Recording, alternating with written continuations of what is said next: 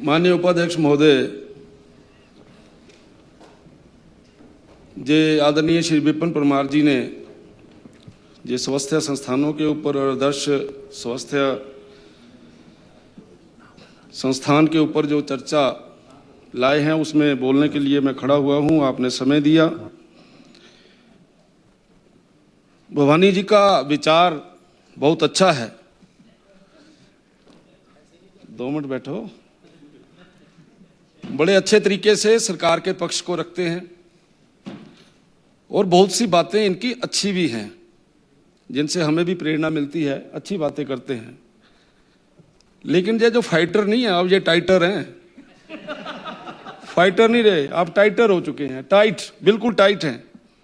और आपकी थोड़ा समय रह गया है, पता लगेगा कि आप जो काम करते हैं, जो लोगों के लिए आप बोल रहे हैं कि हम इतना कुछ करते हैं, हम आम जनमानस के लिए बड़ी लड़ाई लड़ रहे हैं, बस समय बताएगा आपको। समय समय पे बता भी रहा है समय। माननीय उपाध्यक्ष महोदय, इससे पहले कि विधानसभा क्षेत्र का विषय लिया जाए या कोई और विषय स्वास्थ्य संस्थानों से लिया जाए, यह सीएजी की रिपोर्ट है मेरे पास। और सीएजी रिपोर्ट के पढ़ने के बाद मुझे ऐसा लगता नहीं है कि हिमाचल प्रदेश में जो स्वास्थ्य की दृष्टि से जहां पर हमें होना चाहिए था वहां हम खड़े हैं। एजुकेशन एंड रिसर्च, इसमें हेडक्वार्टर आता है, 6 मेडिकल कॉलेजेस आते हैं एंड 1 डेंटल कॉलेज आता है। और सैंक्शन पोस्टें हैं 1916। उसमें सीनियर रेजिडेंट आगे, अदर आगे, और Himachal Pradesh government dental colleges का स्टाफ भी आ गया। 1916 पोस्टें हैं और इन पोजीशन 1228 हैं। शॉर्टेज आपकी 688 की है। 35.91% पोस्टें शॉर्टेज हैं। एजुकेशन एंड रिसर्च, जिसमें हेडक्वार्टर 6 मेडिकल कॉलेजेस और डेंटल कॉलेज आपका आता है। Director health safety and regulation, इसमें आपके पास technical staff, testing laboratory, ministerial and supporting staff, state drug controller, drug inspector, ये टोटल पोस्टें आपकी बनती हैं 174। और उन 174 पोस्टों में से 121 पोस्टें जो हैं वो भरी हुई हैं। 31.03% पोस्टें जो हैं वो आज के दिन में खाली हैं। डायरेक्टर डेंटल सर्विसेज, जिसमें मेडिकल ऑफिसर डेंटल और डेंटल मैकेनिक, हाइजीनिस्ट अटेंडेंट, इसमें आपकी टोटल पोस्टें 671 बनती हैं। 591 जो पोस्टें हैं वो भरी हुई हैं। 11.92 पोस्टें जो हैं आपकी, इतने प्रतिशत पोस्टें जो हैं वो आपकी खाली पड़ी हुई हैं। इन तीनों का जोड़ किया जाए तो 27,654 टोटल पोस्टें बनती हैं। 16,125 भरी हुई हैं, 11,579 खाली हैं। 41.87% जो पोस्टें जो हैं वो आपकी खाली पड़ी हुई हैं। डायरेक्टर हेल्थ सर्विसेज में आपकी टोटल पोस्टें, जिसमें ब्लॉक मेडिकल ऑफिसर आते हैं, मेडिकल ऑफिसर आते हैं, स्टाफ नर्सेज आती हैं, मेल हेल्थ वर्कर आते हैं, फीमेल हेल्थ वर्कर आते हैं, फार्मासिस्ट आते हैं, लैब टेक्नीशियन आते हैं। ये आपके पास टोटल पोस्टें 24,893 हैं। 14,167 पोस्टें जो है वो भरी हुई हैं। 43.21 पोस्टें आपकी खाली चल रही हैं। इसी प्रकार से आईजीएमसी शिमला, यहाँ पे आपके प्रोफेसर 77 चाहिए, वहाँ पे 9% की कमी है। असिस्टेंट प्रोफेसर 76 चाहिए, वहाँ 24% की कमी है। असिस्टेंट प्रोफेसर 158 चाहिए, वहाँ 11% की कमी है। रेजिडेंट सीनियर रेजिडेंट आपको 227 चाहिए, वहाँ 91%, 40% की जो है वहाँ पे कमी है। इसी प्रकार से टांडा में भी लगभग टोटल पोस्टों का 34% जो है वो कम है, जिसमें प्रोफेसर, असिस्टेंट प्रोफेसर और सीनियर रेजिडेंट आते हैं। इसके अलावा ये मैं कोई ऐसे आंकड़े नहीं दे रहा हूं, सीएजी की रिपोर्ट के आंकड़े हैं। सीएजी की रिपोर्ट जो आपकी बोल रही है वो ये बता रही है कि हिमाचल प्रदेश में स्वास्थ्य संस्थानों की हालत बड़ी पतली है। संस्थान अस्वस्थ है, स्वस्थ नहीं है। और अगर विधानसभा क्षेत्र की बात करें, बड़ा शोर मचाया गया, यहाँ पर प्रेस कॉन्फ्रेंसेस की गई, हम बहुत कुछ कर रहे हैं। और जो आप आदर्श स्वास्थ्य संस्थान बना रहे हैं, अभी डाडा सीबा में मेरे को ये एक दिया है आदर्श स्वास्थ्य संस्थान, JOIT की एक पोस्ट है वो खाली है, कंप्यूटर की एक पोस्ट खाली है, MO की 12 पोस्टें हैं, उसमें से 6 खाली हैं, सीनियर लैब टेक्नीशियन की 2 पोस्टें हैं, 1 खाली है, वार्ड सिस्टर की 2 हैं, वहाँ 1 खाली है, स्टाफ नर्स की 7 हैं, वहाँ 2 खाली हैं। और मेरे कांग्रेसी मित्रों ने मेरे विधानसभा क्षेत्र में एक दिन बड़े लड्डू बांटे, एक सर्जन आ गया वहाँ पे, कोई सर्जन डॉक्टर, तो हमें भी लगा यार बड़ा अच्छा काम कर रहे हैं, हेल्थ मिनिस्टर साहब ने हमारे सुनी, सर्जन डॉक्टर भेज दिया वहाँ पे, हम धन्यवाद करते हैं सेक्रेटरी जी का भी और आपका भी। 13/5/2025 को उसको ज्वाइन करवाया है और 9/8/2025 को वो वहाँ से चले गए। तो इस प्रकार का मजाक क्यों करते हैं आप? उसके बाद क्या होता है आपको पता है? तो क्या होता है वो तो आप जानते हैं। आप इस प्रकार का काम क्यों करते हैं? जग हंसाई क्यों करते हैं? आप आदर्श स्वास्थ्य संस्थान बोलते हैं, ऐसा किया गया, हम ऐसा करेंगे, हम बढ़िया से बढ़िया करेंगे। मैंने जिस समय मैं मंत्री था उस समय वहां पर हमने डोनेट करवाई अल्ट्रासाउंड मशीन, उसको चलाने के लिए आपके पास कोई ऑपरेटर नहीं है, टेक्नीशियन नहीं है। पिछले लगभग 1 साल से ज्यादा से वो वैसे ही पड़ी हुई है वहां पे।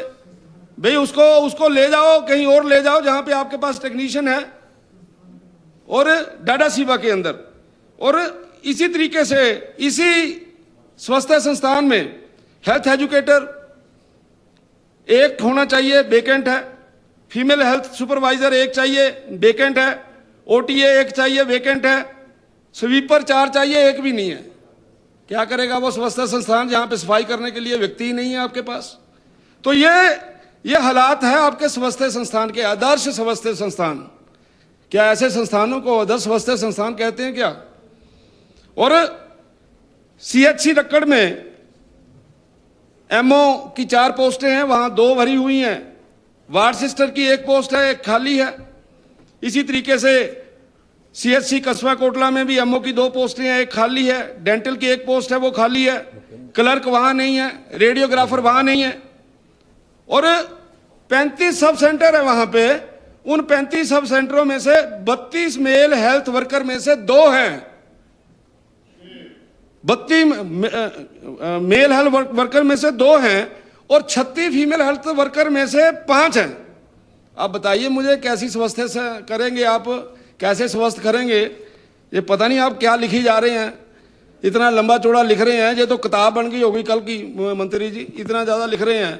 इसमें एक जगह पे लिख दो सारा की सारे का सारा खाली है। क्या लिखी जा रहे हैं आप? है ही खाली, जहां कुछ है ही नहीं।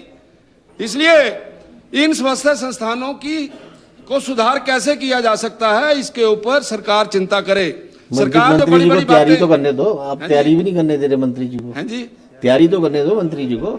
और तैयारी आपकी बातों को नोट कर रहे हैं ना साथ साथ। उपाध्यक्ष महोदय, तैयारी के बाद भी इन्होंने थ्रस्टी क्रो ही सुनानी है। कोई बड़ा ज्यादा नहीं निकलना, once there was a crow, ये और कुछ नहीं निकलना इससे। अभी देखना जब जवाब देंगे। इन्होंने यही मैंने बता दिया आपको, कहानी सुन लेना। अगर आपको बात समझ आ गई तो मैं आपको इनाम दूंगा, मेरे को समझ आ गई तो आप मुझको इनाम दे देना। समझ ही नहीं आना, आज सबको बात ही रह जानी ऐसे। ये वेट करो। इसी तरीके से आपके CHC गरली और CHC रक्कड़, CHC गरली और रक्कड़ 24/7 के लिए आपने बोला हुआ है कि हम 24/7 चलाएंगे। जब आपके पास सर मेडिकल ऑफिसर नहीं है, आपके पास स्टाफ नर्स नहीं है, उसको कैसे 24/7 चलाएंगे? आप जो इमरजेंसी सर्विसेज OPD के बाद होती हैं वो हम दे ही नहीं पा रहे। वहां पे ताला लग जाता है 5 बजे के बाद। तो ये जो पोजीशन है, इस हालात को जो है वो ठीक करना चाहिए। अब ले दे के जब हमारे कोई बीमार हो जाता है तो उसको टांडा भेजते हैं जी, कि टांडा में चले जाओ, टांडा में बहुत ज्यादा प्रेशर है। एक तो मेरा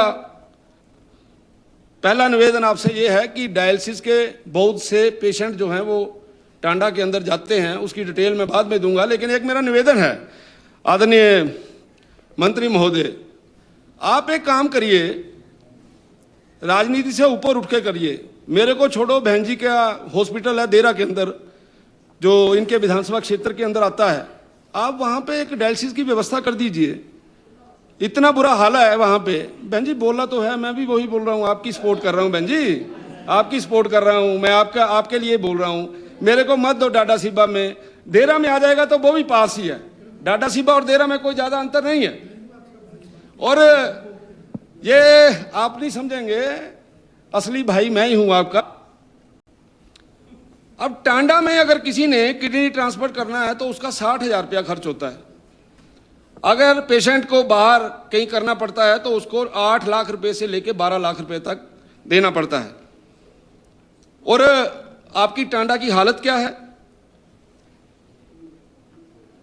डिपार्टमेंट नेफ्रोलॉजी का है, किडनी ट्रांसप्लांट प्लांट वाला जो आपका डिपार्टमेंट है, वहां पे एक डॉक्टर है। और वहां पे सेक्रेटरी महोदय को कई बार वहां के डॉक्टर्स ने बोला है कि अगर आप हमारे साथ दो सिंपल डॉक्टर दोनों डिपार्टमेंट्स के अंदर दे दे, यानी एमबीबीएस, तो हमारा काम बड़े अच्छे तरीके से चल सकता है, हम वहां पे अच्छी परफॉर्मेंस दे सकते हैं। लेकिन पता नहीं क्या कारण है, ऐसा क्यों नहीं किया जा रहा। मेरा निवेदन है माननीय मंत्री महोदय जी से कि वहां पे दो डॉक्टर उनके साथ दे दीजिए। स्पेशलाइजेशन वाले डॉक्टर नहीं है, लेकिन आप सिंपल डॉक्टर अगर उनके साथ असिस्ट करने के लिए देंगे तो वो काम करना चाहते हैं। और ये रिक्वेस्ट उन्होंने कई बार भेजी है डिपार्टमेंट के अंदर। क्या कारण है मुझे नहीं मालूम, इसके ऊपर ध्यान देना चाहिए। आपके टांडा के अंदर डायलिसिस कैपेसिटी 36 है पर डे की, और वहां पर उपाध्यक्ष महोदय 65-70 लोग जो हैं वो डेली डायलिसिस के लिए जाते हैं। तो अब जब वो डायलिसिस के लिए जाते हैं तो वहां के डॉक्टर क्या करते हैं, 4 घंटे में डायलिसिस होता है और वो 60 को निपटाने के लिए 2-2 घंटे डायलिसिस करते हैं। करना तो 4 घंटे है, तब जाके वो उसको आराम मिलेगा, लेकिन 2 घंटे एक डॉक्टर एक पेशेंट के ऊपर लगा रहे हैं वो, और वो 60 या 65 जितने आते हैं वो सबके लिए वो करते हैं। और क्या ये भी सत्य है कि टांडा के अंदर आपकी जो डायलिसिस की मशीनें हैं वो स्टोर के अंदर पड़ी हुई हैं 6 या 7, आप उसका प्रयोग क्यों नहीं करते? क्यों रखी हुई हैं वहां पे? आप उनको भी निकालिए वहां से। जैसे मैंने अभी बोला कि डायलिसिस की मशीन आप ये देरा में भेज दीजिए, वहां पड़ रही हुई हैं, कोई काम नहीं हो रहा, वहां पे भेज दीजिए, एक डॉक्टर भेज दीजिए, आपका काम आसान हो जाएगा, टांडा के ऊपर प्रेशर कम हो जाएगा। लेकिन ऐसा भी जो है वो वहां पे नहीं देखने को मिल रहा है। माननीय पूर्व हेल्थ मिनिस्टर साहब का तो बड़ा अच्छे तरीके से समझाते हैं, नाम लेते हैं बीमारियों का, मेरे से नहीं लिए जा रहे, कहीं गलत बोल दूंगा तो समझा देना मुझे। ये एक CRRT मशीन है, उसकी भी वहां बहुत ज्यादा जरूरत है। और मुझे पता चला, ये बताया गया था कि अध्यक्ष जी के परिवार में से उनके भाई साहब बीमार हो गए थे, उस समय इस मशीन की जरूरत थी। CRRT की ना मिलने के कारण से क्या हुआ आपको सबको पता है। और वो मशीन जो है वो वहां अवेलेबल नहीं है, और वहां पर ये जो मशीन है उसको जो है वो जरूर देना है। और डायलिसिस के लिए जो इक्विपमेंट आ रहे हैं, टांडा के अंदर इक्विपमेंट नहीं है माननीय मंत्री महोदय, PGI से लाते हैं वहां डॉक्टर जाके, और PGI वालों ने रिफ्यूज कर दिया है। अगले महीने के बाद PGI जो है वो इक्विपमेंट देना बंद कर देगा। इसलिए वहां पर भी जो है इन सारी चीजों की व्यवस्था की जाए। जो इक्विपमेंट बहुत ज्यादा जरूरी है, ये 3D 4K laparoscopic surgery system, आपका सॉफ्ट रिटेनिंग रिटेक्टर सिस्टम, और ये चीजें जो है वो वहां पे चाहिए। तो जो हम बड़ी बड़ी बातें करते हैं यहाँ पे बैठ के, और 2 सुजेशन और दूंगा, बड़े छोटे सुजेशन हैं, उनको तो आप अपने भाषण में इंप्लीमेंट कर देंगे तो ज्यादा अच्छा रहेगा। माननीय मंत्री महोदय, टांडा के अंदर लंबी लंबी लाइनें लगती हैं, रिसेप्शन के ऊपर जो पर्ची बनती है आपकी, लंबी लाइनें लगी हुई हैं, काउंटर कम है। भाई आप वहां काउंटर नहीं बढ़ा सकते क्या? उसके लिए भी को कैबिनेट में जाना पड़ेगा। ये तो एक एडमिनिस्ट्रेटिव डिसीजन है। काउंटर वहां पे बढ़ा देंगे, लाइन छोटी हो जाएगी, लोग 2 की जगह 4 लोग बैठेंगे तो वहां पे काम ठीक हो जाएगा। और उसके साथ साथ यह भी बताया गया है कि जो स्टाफ शॉर्टेज होने के कारण से जो ब्रेन डेड पेशेंट्स हैं उनसे किडनी ट्रांसप्लांट करना मुश्किल हो गया है, क्योंकि स्टाफ नहीं है। तो मुझे लगता है उसकी भी व्यवस्था जो है वो करनी चाहिए। इसके अलावा ये जो हाँ जो चला जाता है मर जाता है ना जी, उसका होता है। ये एक और छोटा सा काम है, पेशेंट कोऑर्डिनेटर। बाहर से जाते हैं लोग, चंबा से आ रहे हैं, बाहर से आ रहे हैं, उनको पता ही नहीं चलता जाना कहाँ है।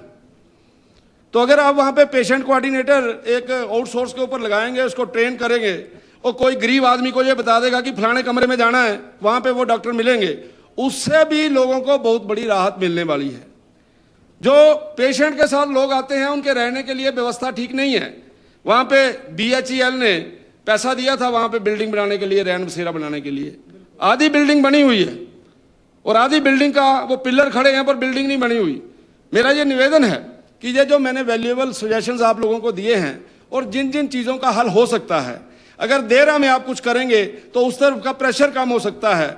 आप डायलिसिस करने के लिए मशीनों का प्रयोग करेंगे और जो स्टाफ की छोटी मोटी कमी है उसको दूर करेंगे, तो मुझे ऐसा लगता है कि ये जो चर्चा ली गई है, पॉलिटिकल जवाब ना देते हुए, हमने आज कोई पॉलिटिकल बात नहीं की, हमने सारी साफ सुथरी बातें की हैं। मुझे लगता है इन सब विषयों के ऊपर आप ध्यान देंगे तो निश्चित तौर से ये सारा ठीक होगा।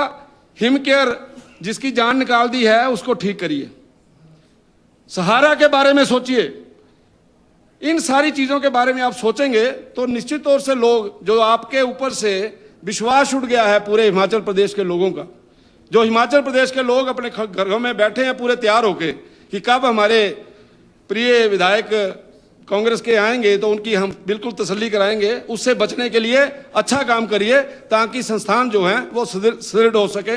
आपने मुझे बोलने का मौका दिया।